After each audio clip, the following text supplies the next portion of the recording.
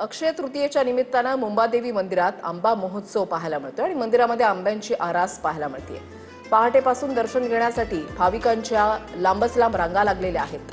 ही तीन दृश्य आपण पाहताय। पुणे, मुंबई, रत्नागिरीचं गणपतीपुळे या तिन्ही ठिकाणी आजचा दिवस, या दिवसाची सुरुवात देवाच्या दर्शनानं व्हावी यासाठी भाविकांच्या पहाटेपासूनच लांबच लांब रांगा आणि सोबतच देवीच्या अवतीभोवती खूप सुंदर अशी आंब्याची आरास।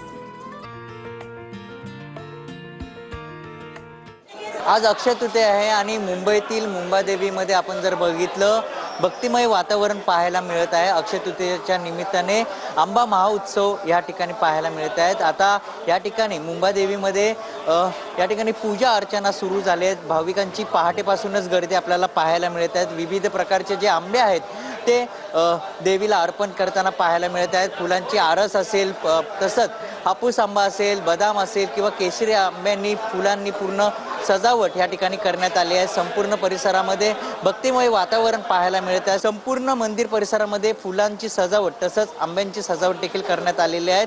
Cameraman Yogesh Gursah Mayur Jadhav, TV9 Marathi.